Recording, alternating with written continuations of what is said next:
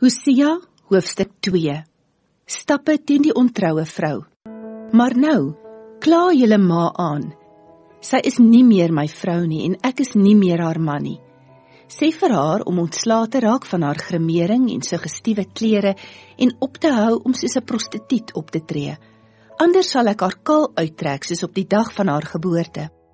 Ek sal haar maak soos 'n woestyn, soos 'n dor land, sodat sy sterf van die dors. Ek sal ook nie haar lief hê soos my eie nie, want hulle is nie my kinders nie. Hulle is deur ander mans verwek. Want hulle ma is 'n skaamtelose prostituut en het op 'n skandelike manier swanger geword.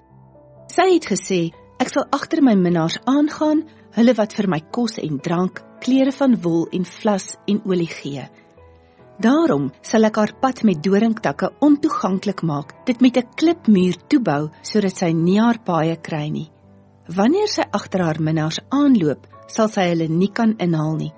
Sy sal na hulle soek, maar hulle nie kry nie.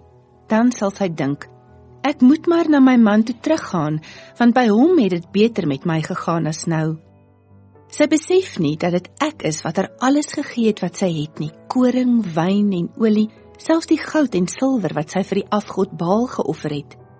Daarom sal ek my koring en my wyn wat ek elke oestyd vir haar gegee het, terugneem. Ek sal my wol en my vlas wegneem, dit wat ek vir haar gegee het om daarmee haar naaktheid toe te maak. Ek sal haar in die openbaar kaal uittrek, terwyl haar minnaars toekyk. Nie een van hulle sal haar uit my hand kan red nie. Ek sal 'n einde maak aan haar jaarlikse feeste, haar nuwe maanfeeste en haar sabbatsfeeste, trouwens al haar vasgestelde feeste. Ek sal haar wingerde en vyebome verwoes, dinge waarvan sy sê, dis betaling wat my minnaars vir my gegee het. Ek sal dit tot 'n ruigte maak, sodat net wilde diere daarvan sal vreet. Ek sal haar straf vir al die kere dat sy wierook vir die beelde van die Baals gebrand het, haar behang het met oorringe en juwele en uitgegaan het om haar minnaars te soek. Maar aan my het sy nie gedink nie, sê die Here. Die liefde van die Here vir sy ontroue vrou Israel. Daarom sal ek haar nader lok en weer terugwen. Ek sal haar na die woestyn toe lei en daar teer dinge vir haar sê. Ek sal daar haar wingerde aan haar teruggee, dan sal die Akorvlakte verander in 'n deur van hoop. Daar sal sy weer myne word, soos lank gelede toe sy nog jonk was en ek haar uit slawerny in Egipte bevry het.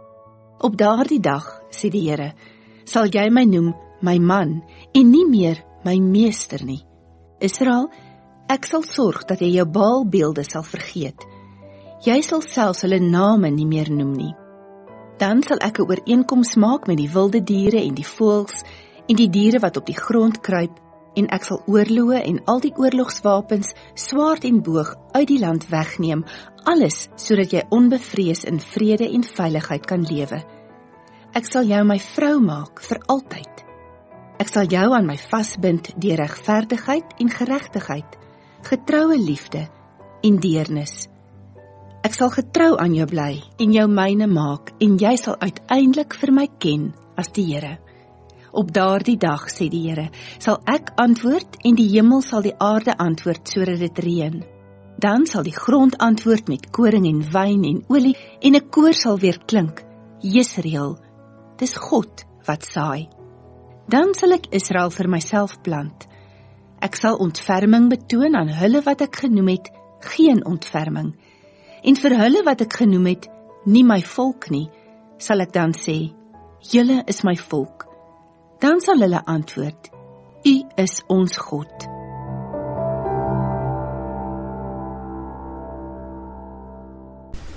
Tot sover.